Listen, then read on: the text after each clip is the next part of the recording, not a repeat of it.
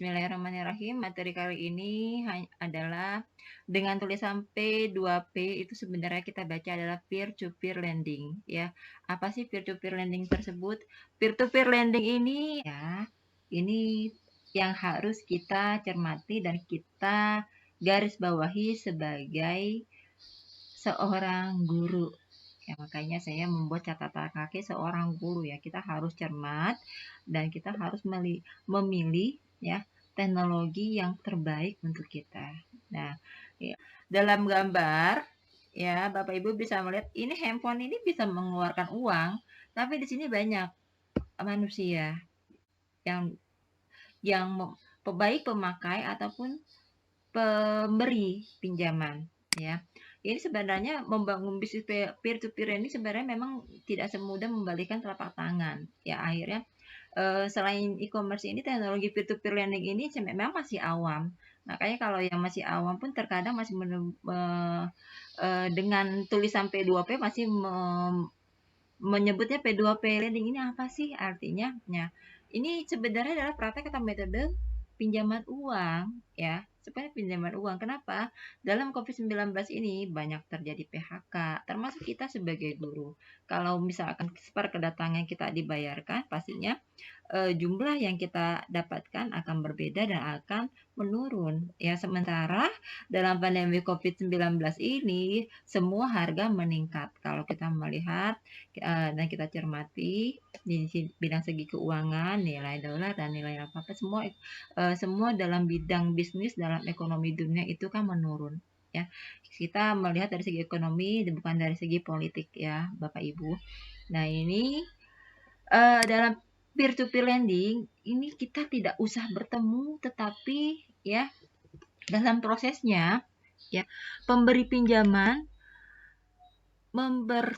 mempersilakan ya yang mengajukan pinjaman tersebut dengan cara teknologi, tidak bertemu secara langsung ya. Artinya social distance-nya masih berjalan sekali gitu loh.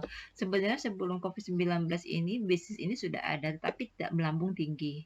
Setelah COVID-19 ini sangat melambung ya. Kalau saya baca dari warta ekonomi, dan memang dalam posisi dan kenyataan yang ada memang seperti tersebut ya. Dan peer-to-peer lending ini memungkinkan setiap orang memberikan pinjaman atau mengajukan yang satu dengan yang lain untuk berbagai kepentingan, tanpa menggunakan jasa dari lembaga keuangan yang sah sebagai perantara, yaitu yang biasa dan kita kenal adalah dalam bidang perbankan. Atau bagaimana vintage atau financial technology ya, Thomas L. Friedman dalam The World is Flat ya. Jadi dunia itu rata ya, membagi semua globalisasi dari industri 1.0, 2.0, 3.0 sekarang sudah menuju ke era 4.0, di mana kehidupan manusia dikelilingi oleh teknologi ya. Semua manusia terhubung dengan adanya internet. Dana cepat transfer itu dalam 1 menit sudah sampai. Nah, bagaimana? Pasti di balik itu ada yang harus kita pertanggungjawabkan dong. Teman-teman, Bapak Ibu sudah pernah mendengar tentang dompet digital, investasi kredit online, sampai pinjaman dana. Ya, ini tidak perlu ribet, tidak perlu mengajukan apapun, hanya memberikan fotokopi KTP, hanya memberikan nomor handphone, selesai. Ya, sudah masuk ke rekening atau akun perbankan kita keuangannya loh. Nah, atau cashless ya, tidak perlu dengan uang cash. Ini pihak investor dan pihak lender ya, mereka ini dibatasi oleh suatu teknologi, tetapi di sini uangnya tetap berjalan ya. Layanan peer-to-peer lending ini akan mempertemukan dengan banyak pihak yang siap memberi penawaran modal usaha ya. Memang sih di sini kalau saya baca presiden kita memberikan kemudahan pinjaman untuk UMKM, usaha menengah kredit mikro ya. Tapi kalau kerja itu nggak pernah dapat uang gitu kan, maksudnya tidak pernah megang uang secara cash, karena setiap kali gajian pasti dialokasi ketika untuk Gojek, untuk ini semuanya terbayarkan, tapi sedikit sekali mereka megang uang cash. Tapi Seperti itu sih. tapi di tabungannya banyak ya, Pak.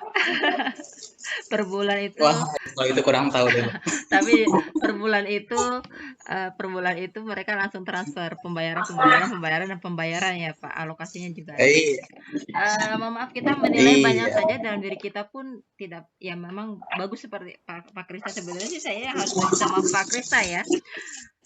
Jadi kita tidak iya. perlu tahu kita tidak perlu tahu penghasilan orang lain, yang penting dalam diri kita sudah terbersih, kita sudah berbahagia dengan kondisi. Tadi pun saya bercerita, makanya kita kalau sejak bablas itu saya terus terang saya juga mengawali saya bukan sebagai guru, Pak. Bedah rumah Ibu ya. Ya, bedah rumah. Ya, itu kondisinya tuh makanya kita melihat di situ saja supaya kebablasan gitu. Sebenarnya kalau kita melihat di atas langit ada langit, di atas langit ada langit. Akhirnya dengan kemudahan dan kemudahan tersebut, pengen beli ini ya gampang lah, tinggal tinggal plus buat pay letter ke Kredivo, Danamas dan lain-lain gitu loh, Pak. Diajarkan untuk konsumtif dan mengutang Ibu. Iya, makanya itu. Makanya kita ya cukup mengenal saja ya saya pikir. Jangan sampai tidak mengenal sama sekali, akhirnya jadi tercebur ke situ. Gitu maksud saya, Pak. Oke, siap. Terima kasih banyak Ibu penjelasannya. Iya, Luar biasa. makasih Pak atas tambahannya, Pak. Gimana, Pak? Pak Lutfi bisa dilanjutkan? Oke, siap. Dua Iya, kali saya terpental nih, iya, saya nih. iya, silakan Bapak. Baik, ada pertanyaan nih dari Ibu Mia. Iya, silakan. Anak-anak kita, terutama SMK sekarang, diarahkan agar mereka bercita-cita menjadi pegawai, tapi harus juga berkeinginan menjadi wirausaha. Iya. Apakah pinjaman online yang ada saat ini bisa menjadi salah satu saran untuk kebutuhan modal bagi anak murid yang nanti baru lulus dan mau membuka usaha? Atau ada saran lain untuk mereka mendapatkan modal di tengah COVID-19? Ya, baik Bu Mira, terima kasih. Pak Lutfi, terima kasih sudah membacakan jawabannya. Kalau mengenai bisnis atau wirausaha, memang dalam pembelajaran di SMK ini dari posisi C3 ya, itu sudah masuk ke posisi C3 ya, tentang produk kreatif dan kewirausahaan. Memang SMK itu ya dirancang untuk bekerja, bukan berkuliah ya. Memang rancangannya memang harus langsung bekerja, dipersiapkan untuk bisa langsung kerja walaupun berwirausaha. SMK jadi kita tidak mencari pekerjaan, tapi kita membuka pekerjaan ya. Untuk bisnis atau wirausaha memang pinjaman ini ada Bu. Jadi kalau ibu dari SMK juga ya, di situ kan ada bursa kerja kejuruan ya, jadi kita ada dari Dinas Tenaga Kerja ada suatu program UMKM. Jadi di situ ada pinjamannya langsung Bu. Dengan fintech ini juga memang fintech tapi resmi dari Dinas Tenaga Kerja dengan bunga yang rendah. Jadi siswa-siswi arahkan saja untuk mengikuti ya kegiatan khusus UMKM. Ya, kalau sekarang memang kursusnya berbasis online juga, Bu. Ini berbeda dengan kartu prakerja yang sudah diluncurkan. Ini ada lagi program memang programnya berbasis UMKM dan setelah selesai mengikuti kursus itu ada pinjaman yang diberikan. Itu referensi saya sih kita dari Bursa Kerja Kejuruan di dalam Dinas Tenaga Kerja. Nah, kalau misalkan Ibu ada siswa-siswi yang mau keluar di sana, insya Allah misalkan ibu sudah tergabung dalam Bursa Kerja Kejuruan wilayah Bogor, Bu Piera, mohon maaf saya bisa tanya. Kalau belum nanti akan saya bantu Bu. Kebetulan saya salah satu anggota di sana. Itu bisa. Ya, halo Ibu. Iya silakan. Untuk Marjania silahkan. Iya silakan. Ya, untuk bursa kerjanya kita memang baru buka SMK ini, jadi kita belum ikut asosiasi nih Bu. Jadi mungkin bisa arah dari Ibu. Boleh, silakan Bu. Nanti kita bisa lanjutkan pembicaranya via WhatsApp dan lain-lainnya. Memang dari Dinas Tenaga Kerja ada Bu, itu ada saran memang pinjamannya itu memang berbentuk vintage atau pinjaman teknologi, tetapi siswa tidak berhubungan langsung dengan pihak peminjamnya, ya, artinya nanti kalaupun siswa itu tidak dapat membayar, bukan siswa tersebut yang dikejar-kejar gitu loh oleh para debt kolektornya. Jadi siswa tersebut diberikan pinjaman, tetapi ada kompetensi yang harus dipenuhi sebenarnya. Itu pinjaman dalam pada UMKM. Memang dari fintech juga, peer-to-peer lending juga sebenarnya. Cuma ada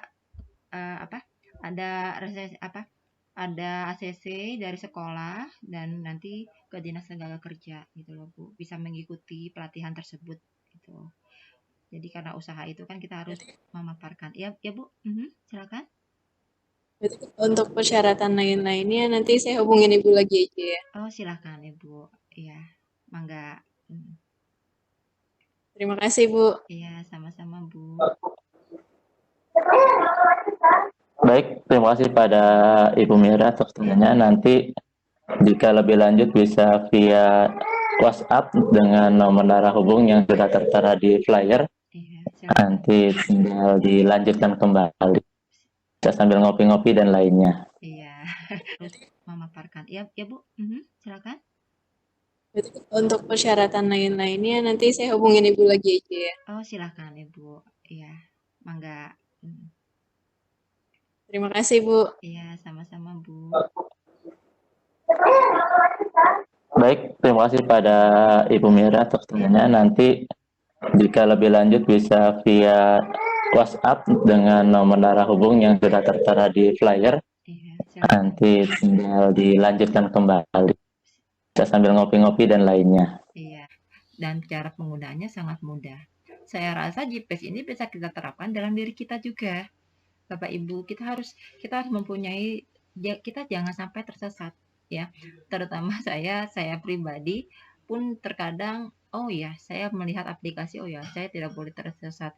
Memang pastinya yang dibilang surga dunia itu ya menikmati semua kemudahan ya, dan menikmati apapun yang kita inginkan ya, dan dapat dibeli dengan secara material, tapi bukan secara batin. Dan kita harus mengenali dan pahami kegunaan GPS itu kita terapkan dalam diri masing-masing dan dalam penggunaan peer-to-peer lending ini, karena selain memudahkan, kita hanya memberikan handphone kita kepada peminjam.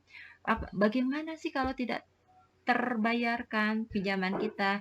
Hanya dengan handphone, dengan GPS pun bisa dilacak kita pergi kemana.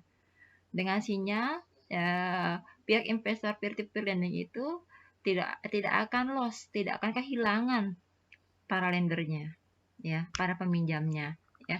Sehingga yang awalnya kita bilang mudah, sebenarnya itu ancamannya pun banyak sebenarnya.